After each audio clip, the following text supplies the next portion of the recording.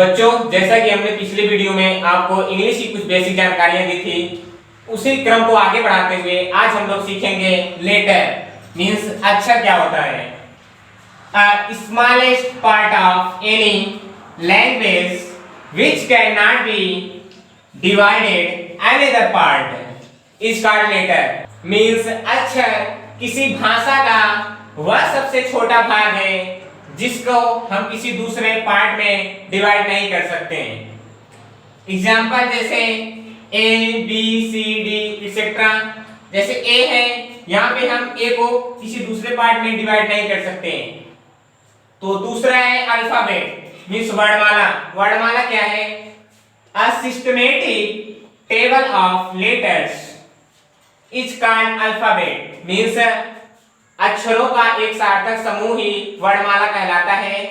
Example है A B C D E F G H to Z X Y Z means यहाँ पे ए के बाद बी सी डी, ये एक सिस्टम से आया है, इसलिए ये सब मिलके अल्फाबेट है। आइए देखते हैं अल्फाबेट के प्रकार। There are two types of alphabet means alphabet दो प्रकार के होते हैं। पहला है वॉवेल्स, दूसरा है कॉन्सोनेंट्स। वॉवेल्स हैं ए ई आई ओ यू 5 और कॉन्सोनेंट हैं B C D F G H J K L M N P Q R S T V W X Y Z. अगला है वर्ड। वर्ड मीन्स शब्द। आइए इसका डिफिनेशन देखते हैं। A meaningful group of letters is called word means अक्षरों का एक सार्थक समूह ही शब्द कहलाता है। आइए इसका एग्जांपल देखते हैं। पहला है स्कूल। स्कूल का स्ट्रक्चर देखेंगे हम। पहले S C H O O L, इसमें 5 लेटर हैं। पांचों लेटर मिलके एक वर्ड बना रहे हैं और ये सभी लेटर पांचों एक सिस्टम से है, इसलिए इसका एक सार्थक अर्थ निकल रहा है। अगर हम इन सभी लेटर को अलग तरह से लिखें, यह मान लो पहले लिख दे रहे हैं डबल ओ, उसके बाद एच, फिर एस, फिर सी, ये सभी तो लेटर तो हैं लेकिन ये एक सिस्टम से नहीं है, इसलिए ये वर्ड नहीं है। अगला है टाउन। टाउन में टी एक लेटर है, ओ भी लेटर है, डब्ल्यू भी एक लेटर है, एन भी एक लेटर है। तो ये चारों लेटर मिलके एक मीनिंगफुल अर्थ दे रहे हैं, इसलिए ये भी वर्ड है। अगला है बॉय, ये भी एक वर्ड है। और दूसरा देखेंगे हम सेंटेंस। सेंटेंस मींस वाक्य किसे कहते हैं, तो इसका डिफिनेशन देखते हैं। A meaningful group of words that makes a complete sense is called sentence means शब्दों का एक सार्थक समूह जिसका कोई एक कंप्लीट अर्थ हो, पूरी तरह से वह अर्थ देता हो, वह सेंटेंस कहलाता है। एग्जांपल में देखते हैं ही इज मोहन, वह मोहन है। यहाँ पे देखेंगे ये सेंटेंस बना है मिलके। पहला वर्ड है ही, दूसरा है इज और तीसरा वर्ड है मोहन। ये सभी वर्ड एक सिस्टम से मिलके बने हैं और सिस्टमेटिक तरीके से बने हुए हैं, इसलिए तो ये तीनों वर्ड मिलके एक अर्थ दे रहे हैं पूरी तरह से। मान लो इसी तरह से हमने यहाँ पे पहले इस कर दिया, उसके बाद मोहन कर दिया और उसके बाद ही, तो ये कोई इसका कोई अर्थ नहीं है। मींस ये एक सिस्टम से, ये सभी वर्ड सिस्टम से नहीं रखे गए हैं, इसलिए ये अर्थ नहीं दे रहे हैं। अगला देखेंगे Mohan goes to market. Mohan बाजार जाता है, यहाँ पे मोहन भी वर्ड है, गोज भी वर्ड है, टू भी एक वर्ड है और मार्केट ये भी एक वर्ड है।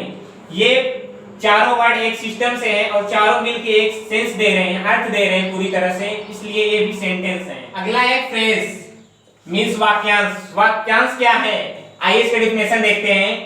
A group of words that makes sense but not complete sense is called phrase means शब्दों का समूह जो अर्थ देता हो लेकिन वह पूरी तरह अर्थ नहीं देता है, वाक्यांश कहलाता है। आइए उसका एग्जांपल देखते हैं। Under the table means table के नीचे।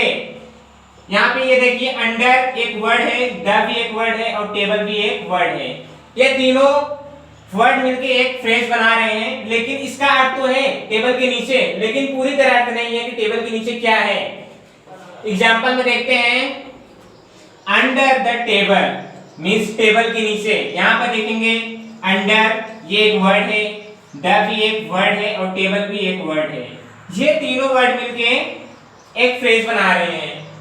इसका अर्थ तो है टेबल के नीचे, लेकिन इसका पूरी तरह अर्थ नहीं है। मींस टेबल के नीचे क्या है यहाँ पे ये नहीं दिखाए गए हैं। अगर हम देखेंगे तो मान लीजिए ball is under the table means गेंद टेबल के नीचे है, तो ये पूरी तरह अर्थ दे रहा है इसका। लेकिन यहाँ पे बॉल इज नहीं है इसमें, तो ये फ्रेज है। यहाँ पे एक बात हम और ध्यान देंगे, यहाँ पे ball is under the table जब लगा तो ये सेंटेंस बन गया, तो यहाँ पे फुल स्टॉप लग जाएगा। लेकिन जब तक ये फ्रेज रहेगा तब तक ये फुल स्टॉप यहाँ पे नहीं लगेगा। तो इसलिए अगला है full of red roses means लाल गुलाबों से भरा हुआ। तो यहाँ पे ये अर्थ तो दे रहा है ये चारों वर्ड मिलके, लेकिन पूरी तरह अर्थ नहीं दे रहा है। तो यहाँ पे इसका अर्थ देख लेंगे, मान लीजिए garden is full of roses means बगीचा फूलों से भरा हुआ है। अगला है वॉकिंग ऑन द रोड, ये भी एक फ्रेज है। यहाँ पे ये वर्ड है, ये भी वर्ड है, ये भी वर्ड और ये भी वर्ड, ये चारों वर्ड मिलके फ्रेज बना रहे हैं। इसका अर्थ तो है लेकिन पूरी तरह अर्थ नहीं है। इसका है मान लीजिए he is walking on the road, तो ये पूरी तरह अर्थ दे रहा है यहाँ पे। तो ये जब पूरी तरह अर्थ देगा तो ये सेंटेंस बन जाएगा, यहाँ पे फुल स्टॉप लग जाएगा। लेकिन ये फ्रेज तभी तक रहेगा जब ये तीनों मिलके रहेगा। यहाँ पे ये तीनों फ्रेज हैं, उसी तरह ये भी यहाँ पे मिटा दें। पहले एग्जांपल है अंडर द टेबल, दूसरा है फुल ऑफ रेड रोजेस, तीसरा है वॉकिंग ऑन द रोड। इसी तरह ये सब फ्रेज के एग्जांपल्स हैं। Subscribe now and press the bell icon. Never miss an update.